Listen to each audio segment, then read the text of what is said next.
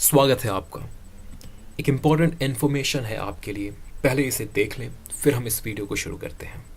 Okay, international relations को एक separate academic subject के रूप में वर्ल्ड वॉर वन के बाद स्टैब्लिश किया गया। वर्ल्ड वॉर वन एक इम्पॉर्टेंट रीज़न था इस सब्जेक्ट के एस्टैब्लिशमेंट के पीछे। क्यों?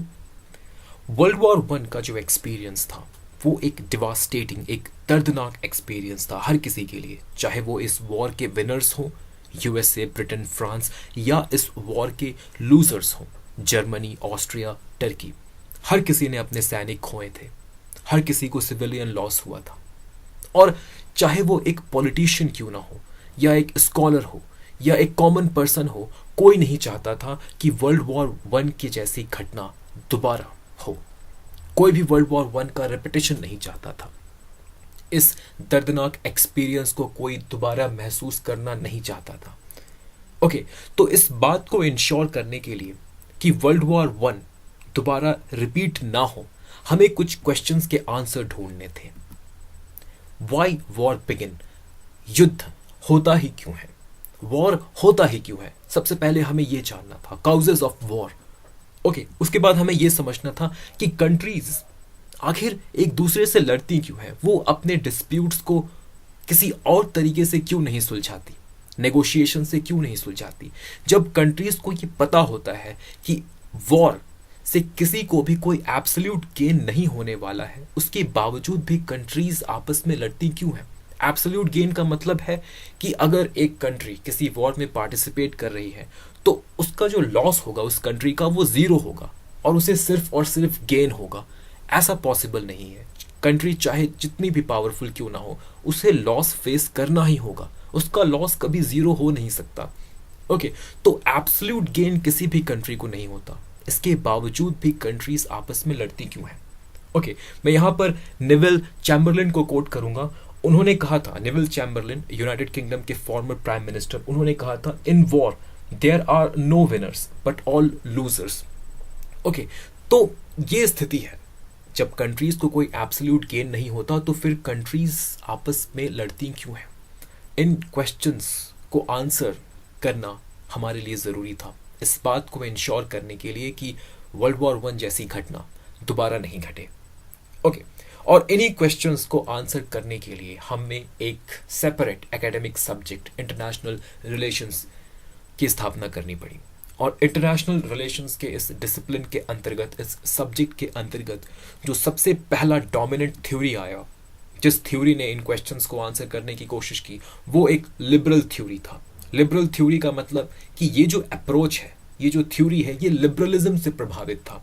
तो लिबरल आईआर थ्योरी सबसे पहला इंटरनेशनल रिलेशंस के अंतर्गत डोमिनेंट थ्योरी था। ओके, जिसने इन क्वेश्चंस को आंसर करने की कोशिश की। एक बात आपको यहां पर ध्यान में रखना है कि मैं यहां पर आइडियलिज्म शब्द का प्रयोग नहीं कर रहा हूं। हमारे वीडियो का टाइटल ही है आइडियलिज्म। मैं यहां पर लिबरल आईआर थ्योरी का प्रयोग कर रहा हूं। इस शब्द का क्यों नहीं कर रहा हूं आइडियलिज्म शब्द का प्रयोग, ये क्लियर हो जाएगा जैसे हम इस वीडियो में आगे बढ़ेंगे। ओके, तो लिबरल आईआर थ्योरी के अकॉर्डिंग वॉर क्यों होता है, यहां पर हम बात करेंगे इन जनरल भी और इन पर्टिकुलर भी। इन जनरल हम हर वॉर के बारे में बात कर रहे हैं, इन पर्टिकुलर हम वर्ल्ड वॉर वन के बारे में बात कर रहे हैं। ओके, तो लिबरल आईआर थ्योरी ने दो रीजंस दिए। पहला रीजन उन्होंने दिया, ऑटोक्रेटिक लीडर्स की वजह से वॉर होता है, और वर्ल्ड वॉर वन खासकर ऑटोक्रेटिक लीडर्स की वजह से हुआ। ऑटोक्रेटिक लीडर्स कौन होते हैं? ये उन कंट्रीज से आते हैं जो कि नॉन डेमोक्रेटिक होती हैं। ओके, तानाशाह, डिक्टेटर, ऑटोक्रेटिक लीडर्स। ओके, इन लीडर्स के ऊपर कोई रिस्ट्रिक्शन नहीं होता, कोई पब्लिक प्रेशर नहीं होता। ओके, किसी पब्लिक ओपिनियन को के बारे में ये नहीं सोचते, ये ऑटोक्रेटिक होते हैं। और ऑटोक्रेटिक होने के वजह से हिंदी में इन्हें निरंकुश हम कहते हैं, कोई अंकुश नहीं, निरंकुश। ओके, ये ऑटोक्रेटिक लीडर्स है, और ऑटोक्रेटिक होने की वजह से ये अपने इंटरेस्ट को, अपने सेल्फिश इगोइस्टिक इंटरेस्ट को ये परस्यू कर सकते हैं बिना किसी रिस्ट्रिक्शन के। ओके, और ये किसी भी हद तक जा सकते हैं। अगर इन्हें लगता है कि वॉर एक माध्यम है इनके इंटरेस्ट को फुलफिल करने का, तो ये वॉर करने के लिए भी तैयार होते हैं। तो इन्हीं ऑटोक्रेटिक लीडर्स की वजह से किसी भी युद्ध की शुरुआत होती है। आज के समय में अगर मैं आपको एक एग्जाम्पल दूं ऑटोक्रेटिक लीडर का, तो आपको पता होगा ये एग्जाम्पल क्या है। North Korea, Kim Jong Un, ये एक एग्जाम्पल है, he is an example autocratic leader के। ओके, तो क्योंकि इन ऑटोक्रेटिक लीडर्स के ऊपर कोई रिस्ट्रेन नहीं होता, कोई डेमोक्रेटिक इंस्टीट्यूशन का रिस्ट्रिक्शन नहीं होता, तो इसलिए ये अपने इंटरेस्ट को, अपने सेल्फिश इंटरेस्ट को परस्यू करने के लिए किसी भी हद तक जा सकते हैं। वॉर भी इनका एक माध्यम हो सकता है। ओके, तो ये एक इम्पॉर्टेंट रीज़न है वॉर की वॉर क्यों होता है, इसके पीछे ये एक important reason liberal IR theory ने हमारे समक्ष रखा। दूसरा इम्पॉर्टेंट रीज़न जो है वो है अलायंस सिस्टम। ये इन पर्टिकुलर हम वर्ल्ड वॉर 1 के बारे में बात करेंगे यहाँ पे। दूसरा इंपॉर्टेंट रीजन है अलायंस सिस्टम। ओके, तो पहले रीजन में तो ये बात समझ में आ गई कि ऑटोक्रेटिक लीडर्स जो है वो वॉर की शुरुआत करते हैं, लेकिन वर्ल्ड वॉर 1 में हमने देखा कि डेमोक्रेटिक कंट्रीज भी वॉर में पार्टिसिपेट की। ब्रिटेन, फ्रांस, यूएसए, ये डेमोक्रेटिक कंट्रीज थी, इन्होंने भी वर्ल्ड वॉर 1 में पार्टिसिपेट किया। ये कैसे हो सकता है? इसके पीछे कारण है अलायंस सिस्टम। ओके, ये अलायंस सिस्टम ही है जिसने पूरे यूरोप को युद्ध में ढकेल दिया। ओके, पूरे यूरोप को। कैसे, इसे आप समझिए। ऑस्ट्रिया और जर्मनी ने जब सर्बिया पे अटैक किया, सबसे पहले ऑस्ट्रिया और जर्मनी ने सर्बिया पे अटैक किया। अटैक देखिए, ऑस्ट्रिया और जर्मनी सिर्फ सर्बिया पे कर रहे हैं, लेकिन सर्बिया जो है वो रशिया के साथ अलायंस में था। तो जब सर्बिया पे अटैक होता है तो रशिया की ये ड्यूटी बनती है कि वो सर्बिया की मदद करने के लिए वो भी इस वॉर में इन्वॉल्व हो जाए। ओके, जब रशिया इस वॉर में इन्वॉल्व हो जाता है सर्बिया की वजह से, और रशिया भी ब्रिटेन और फ्रांस के साथ अलायंस में था, तो रशिया जब इस वॉर में इन्वॉल्व हो जाता है, तो क्योंकि ब्रिटेन और फ्रांस वो भी रशिया के साथ अलायंस में है, उन्हें भी इस वॉर में पार्टिसिपेट करना पड़ता है। ओके, तो रशिया ने क्यों पार्टिसिपेट किया? क्योंकि सर्बिया पे अटैक हुआ। ब्रिटेन और फ्रांस ने क्यों पार्टिसिपेट किया? क्योंकि रशिया भी अब वॉर में इन्वॉल्व हो गया। तो आप इसे समझ सकते हैं, ये अलायंस सिस्टम है। इसी अलायंस सिस्टम की वजह से वॉर दो कंट्रीज के बीच स्टार्ट होता है, लेकिन वो एक वर्ल्ड वॉर में तब्दील हो जाता है। ओके, तो लिबरल आईआर थ्योरी ने ये दो इंपॉर्टेंट रीजंस हमारे समक्ष रखे वॉर क्यों होता है, इस क्वेश्चन को आंसर करते हुए। अब बात है कि वॉर को हम अवॉइड कैसे कर सकते हैं। ओके, वॉर को अवॉइड करने के लिए लिबरल आईआर थ्योरी ने दो सॉल्यूशंस दिए। पहला, उन्होंने कहा कि इंटरनेशनल सिस्टम को रिफॉर्म किया जाए। इंटरनेशनल सिस्टम को रिफॉर्म किया जाए, कुछ इंस्टीट्यूशंस बनाए जाए, कुछ ऐसे रूल्स रेगुलेशंस बनाए जाए जो कंट्रीज के बिहेवियर, कंट्रीज के एक्टिविटीज को रेगुलेट कर सके। ओके, और कंट्रीज अपने डिस्प्यूट को रिजॉल्व करने के लिए इन इंस्टीट्यूशन, इन रूल्स, इन रेगुलेशंस का इस्तेमाल करें, नेगोशिएशंस का इस्तेमाल करें, ना कि वॉर का इस्तेमाल करें। ओके, तो इंटरनेशनल सिस्टम को रिफॉर्म करके हम वॉर को अवॉइड कर सकते हैं। ओके, दूसरा सॉल्यूशन ये होगा कि जो ऑटोक्रेटिक कंट्रीज हैं उनके डोमेस्टिक स्ट्रक्चर को भी रिफॉर्म किया जाए। ऑटोक्रेटिक कंट्रीज अगर डेमोक्रेसी में तब्दील हो जाती हैं तो जो ऑटोक्रेटिक लीडर्स हैं उनके ऊपर एक पब्लिक प्रेशर होगा, पब्लिक ओपिनियन का प्रेशर होगा, डेमोक्रेटिक इंस्टीट्यूशंस उनके ऊपर रिस्ट्रिक्शन लगाएंगी, और इसकी वजह से जो लीडर्स हैं वो अपनी मनमानी नहीं कर पाएंगे। तो ऑटोक्रेटिक कंट्रीज के डोमेस्टिक स्ट्रक्चर को रिफॉर्म करके, इंटरनेशनल सिस्टम को रिफॉर्म करके हम जो है वॉर को अवॉइड कर सकते हैं। ओके, तो ये जो सॉल्यूशन हमें दिया जा रहा है लिबरल आईआर थ्योरी के द्वारा, इन सॉल्यूशंस के पीछे जो फिलॉसफी है वो लिबरलिज्म की फिलॉसफी है। ओके, और लिबरलिज्म की फिलॉसफी क्या कहती है कि ह्यूमन बीइंग रैशनल होते हैं। ह्यूमन बीइंग के पास क्या होता है? रीजन होता है, और ह्यूमन बीइंग अपने रैशनैलिटी, अपने रीजन को अगर इंटरनेशनल रिलेशंस में अप्लाई करें तो कंट्रीज के बीच कॉपरेशन को वो अचीव कर सकते हैं। हम अपने रीजन को, अपने रैशनैलिटी को इंटरनेशनल रिलेशंस में अप्लाई करके वॉर को अवॉइड कर सकते हैं। एक ऐसा सिचुएशन क्रिएट कर सकते हैं जहां पर कंट्रीज एक दूसरे के साथ कॉपरेट करें, अपने डिस्प्यूट्स को, अपने कॉन्फ्लिक्ट्स को रिजॉल्व करने के लिए वो पीसफुल तरीकों का इस्तेमाल करें, हम ऐसा कर सकते हैं। ओके, तो लिबरल आईआर थ्योरी का जो फिलोसफिकल फाउंडेशन है वो लिबरलिज्म से आता है। ओके, और इन आइडियाज को बहुत अच्छे तरीके से आर्टिकुलेट करके प्रेजेंट करने का काम दो इंपॉर्टेंट थिंकर्स ने किया लिबरल आईआर थ्योरी के अंतर्गत। ओके, लिबरलिज्म इंटरनेशनल रिलेशंस के शुरुआती दिनों में दो इंपॉर्टेंट थ्योरिस्ट, दो इंपॉर्टेंट थिंकर्स उभर कर सामने आते हैं जिन्होंने इन आइडियाज को आर्टिकुलेट करके दुनिया के समक्ष रखा, वुड्रो विल्सन और नॉर्मन एंगल। हम इन दोनों थ्योरिस्ट्स को एक एक करके देखेंगे। वुड्रो विल्सन अमेरिका के 28th प्रेसिडेंट, 1913 से लेकर 1921 तक वो अमेरिका के प्रेसिडेंट थे। ओके, वो लिबरल डेमोक्रेसी के बहुत बड़े सपोर्टर थे और उन्होंने अपना ये एम बना लिया था कि लिबरल डेमोक्रेसी को पूरे यूरोप में स्प्रेड करना है। ओके, यूरोप के साथ साथ पूरे विश्व में लिबरल डेमोक्रेसी को स्प्रेड करना है, क्योंकि उनका मानना था कि अगर कंट्रीज, अधिक से अधिक कंट्रीज अगर डेमोक्रेटिक बनती हैं तो वॉर, युद्ध की संभावनाएं कम होंगी। वुड्रो विल्सन अमेरिका के प्रेसिडेंट थे, लेकिन प्रेसिडेंट होने से पहले वो पॉलिटिकल साइंस के प्रोफेसर भी थे, तो इससे पता चलता है कि वो एक थ्योरिस्ट भी थे।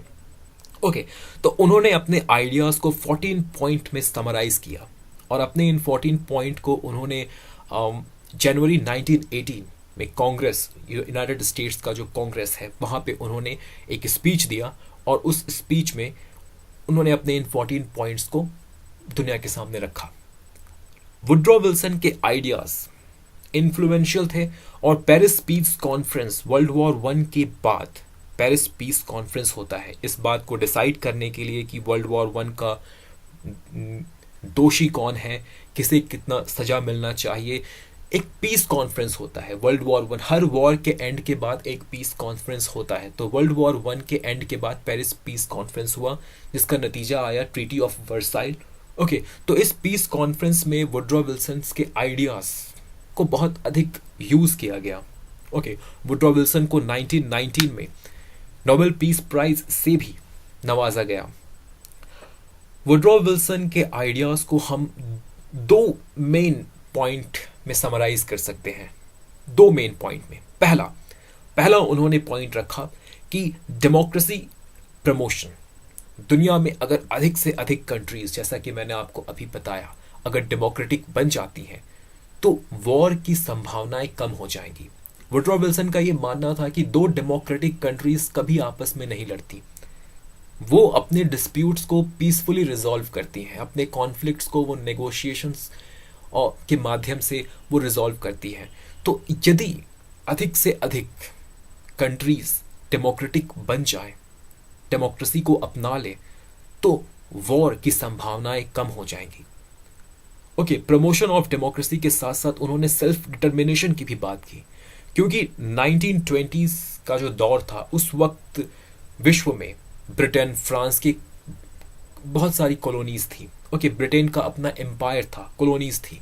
फ्रांस का अपना एम्पायर था, उसकी कॉलोनीज थी। और ये जितनी भी कॉलोनीज हैं, इंडिया भी एक कॉलोनी था, वो डिमांड कर रही थी फ्रीडम का, इंडिपेंडेंस का। तो वुड्रो विल्सन ने कहा कि इन कॉलोनीज का ये अधिकार है, कॉलोनीज में जो लोग हैं उनका ये अधिकार है कि वो अपना इंडिपेंडेंस अचीव कर सके और अपने गवर्नमेंट को वो खुद इलेक्ट कर सके।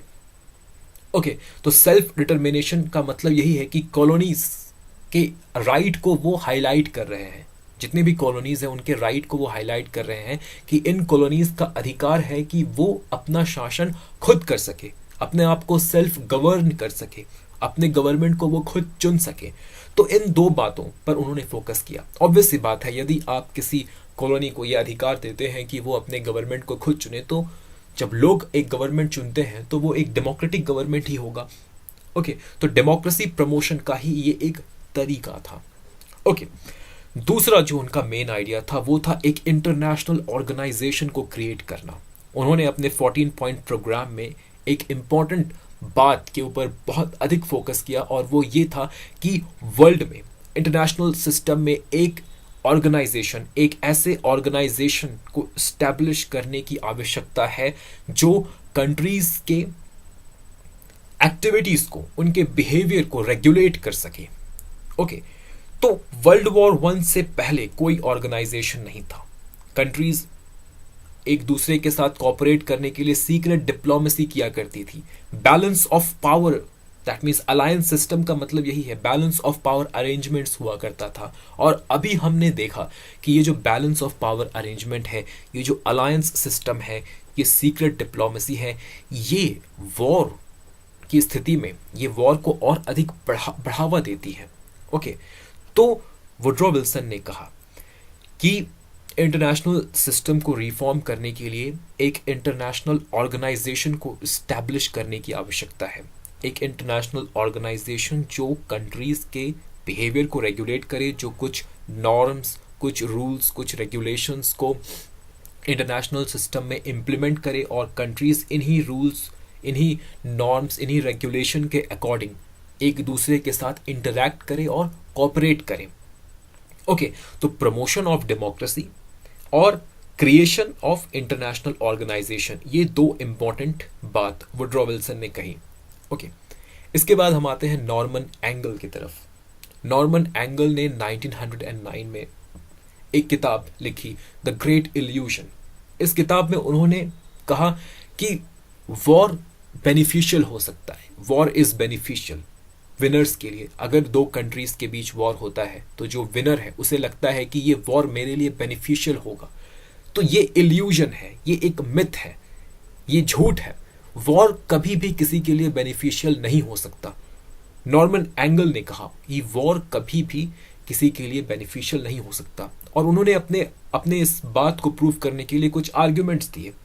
उन्होंने कहा कि modern time, that is 20th century में वॉर की जो यूटिलिटी है वो खत्म हो गई है। पहले 18th सेंचुरी, 16th सेंचुरी, उस वक्त जो प्राइमरी मोड ऑफ प्रोडक्शन हुआ करता था वो था लैंड। तो अगर एक कंट्री दूसरे कंट्री के ऊपर अटैक करता है और उस कंट्री के लैंड को वो एक्वायर कर लेता है, तो यहाँ पे गेन हो रहा है कंट्री के लिए। लेकिन जो मॉडर्न टाइम है, इंडस्ट्रियल पीरियड है, यहाँ पर जो प्राइमरी जो मोड ऑफ प्रोडक्शन है, ठीक है, जो मीन्स ऑफ प्रोडक्शन है, वो लैंड नहीं है, वो इंडस्ट्रीज है, वो कैपिटल है, वो इंडस्ट्रीज है। ओके, तो लैंड की यूटिलिटी लगभग खत्म हो गई है।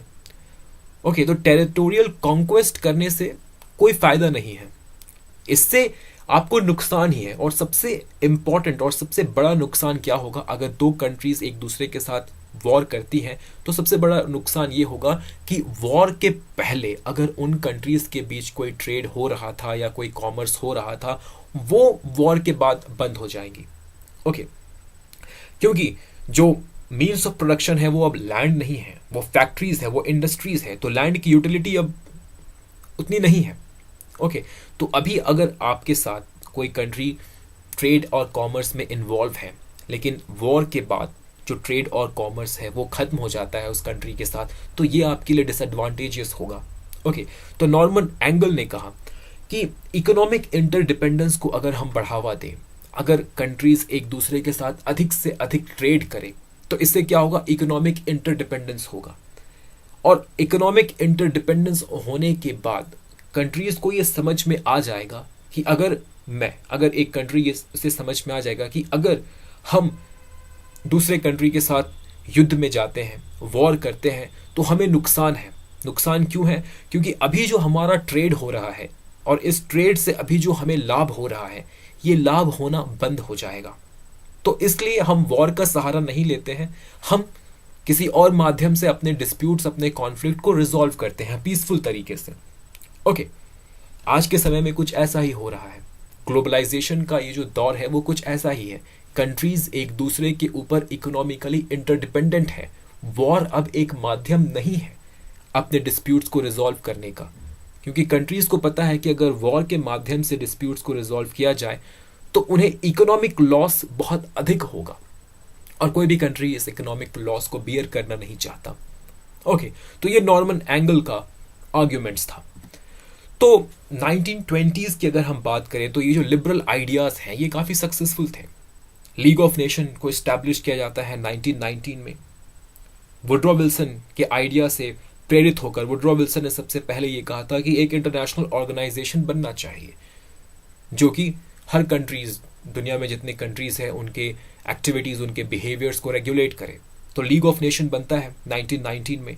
केलॉग ब्रियांड पैक्ट 1928 में एक एग्रीमेंट आता है जहां पर कंट्रीज एक्सेप्ट करती हैं कि अगर उनके बीच कोई डिस्प्यूट होता है तो वो अपने डिस्प्यूट्स को पीसफुल तरीके से सुलझाएंगी, ना कि वॉर का सहारा लेकर। वॉर का जो सहारा है वो एकदम अल्टीमेट पॉइंट पे, एकदम लास्ट रिजॉर्ट होगा, वो एक लास्ट ऑप्शन होगा वॉर। ओके, और वो भी सेल्फ डिफेंस के लिए। अदरवाइज कंट्रीज जो हैं वो अपने डिस्प्यूट्स को पीसफुल तरीके से रिजॉल्व करने की कोशिश करेंगी। ओके, अब यहां पर मैं आपसे एक प्रश्न करता हूं कि अगर लिबरल थ्योरीज इतनी सक्सेसफुल थी 1920s के दौरान, तो फिर इन आइडियाज को, लिबरल आइडियाज को, लिबरल थॉट्स को आइडियल क्यों कहा गया? आइडियलिज्म शब्द इनके लिए प्रयोग क्यों किया गया? क्योंकि आइडियलिज्म जो शब्द है इसका मतलब ही ये होता है कि आइडियलिज्म हम किस चीज के लिए प्रयोग करते हैं, वो चीज जो कि प्रैक्टिकल ना हो, जिसे इम्प्लीमेंट नहीं किया जा सके, प्रैक्टिकली जिसे इम्प्लीमेंट नहीं किया जा सकते, जिसे जमीन पर नहीं लाया जा सके, जो बस एक आदर्श बनकर सीमित रह जाएगा। ओके, तो इन आइडियाज के लिए, इन थिंकिंग्स के लिए, इन थॉट्स के लिए हम आइडियलिज्म शब्द का प्रयोग क्यों करते हैं? क्यों इस वीडियो का टाइटल आइडियलिज्म है? ओके, तो इस क्वेश्चन को आंसर करने के लिए हमें 1920s से निकलकर 1930s और 40s में जाना होगा। ये वो पीरियड है जहां पर जो भी घटनाएं घटेंगी वो जस्ट अपोजिट होंगी। लिबरल थ्योरीज ने जो भी प्रिडिक्शंस किए, जो भी एजम्पशंस उन्होंने अपना रखा, उनके जस्ट अपोजिट घटनाएं घटेंगी 1930s और 40s में। तो 1920s का जो दौर था, उस दौर में जो घटनाएं घट रही थी, उन घटनाओं को समझाने के लिए लिबरल थ्योरी ठीक थी, सटीक थी। लिबरल थ्योरी, लिबरल आइडियाज को यूज करके हम 1920s में घटने वाली घटनाओं को समझा सकते थे।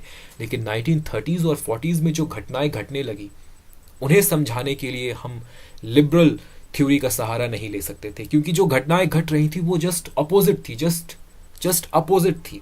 जो प्रिडिक्शंस किए गए थे लिबरल थ्योरी के द्वारा, उन प्रिडिक्शंस के जस्ट अपोजिट थी। जैसे वुड्रो विल्सन ने कहा था कि धीरे धीरे डेमोक्रेटिक कंट्रीज की संख्या जो है वो बढ़ती जाएंगी, लेकिन इसके जस्ट ऑपोजिट हो रहा था। 1930s और 40s में डिक्टेटरशिप और अथॉरिटेरियनिज्म ईस्टर्न यूरोप में खासकर धीरे धीरे फैल रहा था। हिटलर का जर्मनी, मुसोलिनी का इटली, स्पेन, यूगोस्लाविया, पोलैंड, इन सारे कंट्रीज में धीरे धीरे अथॉरिटेरियन रूल आ रहे थे। ओके, डेमोक्रेसी बढ़ने के बजाय घट रहा था। डेमोक्रेटिक कंट्रीज की संख्या बढ़ने के बजाय घट रही थी। वुड्रो विल्सन ने यह अनुमान लगाया था कि वर्ल्ड वॉर 1 के बाद धीरे धीरे डेमोक्रेटिक कंट्रीज की संख्या जो है वो बढ़ेंगी, लेकिन इसके जस्ट विपरीत हो रहा था। इसके बाद बहुत ही उम्मीद के साथ लीग ऑफ नेशन को इस्टेब्लिश किया गया था, ये सोचकर कि लीग ऑफ नेशन एक इंटरनेशनल ऑर्गेनाइजेशन का काम करेगी और दुनिया के जितने भी कंट्रीज हैं उन्हें वो रेगुलेट करेंगी, उनके एक्टिविटीज को रेगुलेट करेंगी। ओके, कुछ नॉर्म्स और कुछ रूल्स को इम्प्लीमेंट करेंगी जिसके माध्यम से कंट्रीज आपस में कोऑपरेट कर सके, ओके, और वॉर की संभावनाओं को कम कर सके। लेकिन इसके जस्ट अपोजिट हो रहा था। 1930s और 40s में ये बात स्पष्ट हो गई थी कि लीग ऑफ नेशन एक बहुत ही वीक इंस्टीट्यूशन है, बहुत ही वीक इंस्टीट्यूशन है। इसके वीकनेस का पता सिर्फ इसके मेंबरशिप से पता चलता है। आप इसके मेंबरशिप को देखिए, लीग ऑफ नेशन के मेंबरशिप को देखिए। जो भी इंपॉर्टेंट पावरफुल कंट्रीज थी वो या तो लीग ऑफ नेशन का मेंबर नहीं थी। For example USA super power, उस वक्त की सबसे पावरफुल कंट्री, वो खुद लीग ऑफ नेशन का हिस्सा नहीं थी। और जो कंट्रीज लीग ऑफ नेशन का हिस्सा थी भी, वो या तो वो सीरियस नहीं थी, जैसे ब्रिटेन और फ्रांस लीग ऑफ नेशन का हिस्सा थी लेकिन वो सीरियस नहीं थी, और बाकी कंट्रीज जो लीग ऑफ नेशन का हिस्सा थी वो या तो लीग ऑफ नेशन को उन्होंने बहुत लेट में ज्वाइन किया, या उन्होंने ज्वाइन करने के बाद तुरंत ही लीग ऑफ नेशन को छोड़ दिया। जैसे जर्मनी जर्मनी ने 1926 में ज्वाइन किया लीग ऑफ नेशन को और 1933 में छोड़ दिया। जापान ने 1933 में जापान ने भी 1933 में छोड़ दिया। रशिया ने 1934 में ज्वाइन किया और 1940 में रशिया को एक्सपेल कर दिया गया क्योंकि रशिया ने फिनलैंड के ऊपर अटैक कर दिया था। ओके, और सबसे इंपॉर्टेंट वीकनेस क्या था लीग ऑफ नेशन का कि लीग ऑफ नेशन ने वर्ल्ड वॉर 2 को होने से नहीं रोका। लीग ऑफ नेशन के होने के बावजूद भी वर्ल्ड वॉर 2 हुआ। ये सबसे बड़ा वीकनेस था लीग ऑफ नेशन का। उसके बाद नसे के नॉर्मन एंगल ने बात की थी इकोनॉमिक इंटरडिपेंडेंस की। तो 1929 में जो ग्रेट इकोनॉमिक डिप्रेशन आया यूरोप में, अमेरिका से इसकी शुरुआत हुई, वॉल स्ट्रीट क्रैश, वहाँ से इसकी शुरुआत होती है इकोनॉमिक डिप्रेशन की।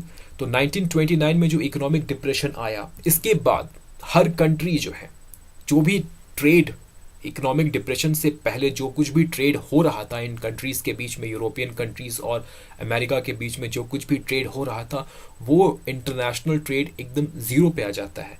क्योंकि इस इकोनॉमिक डिप्रेशन के बाद जितनी भी कंट्रीज़ हैं वो प्रोटेक्शनिज्म की पॉलिसी अपनाने लगती हैं। प्रोटेक्शनिज्म का मतलब यही है कि अपने डोमेस्टिक इंडस्ट्रीज़ को प्रोटेक्ट करना है और इम्पोर्ट्स, बाहर से जो गुड्स आ रहे हैं उन गुड्स को हमें रोकना है, डिस्करेज करना है। कैसे?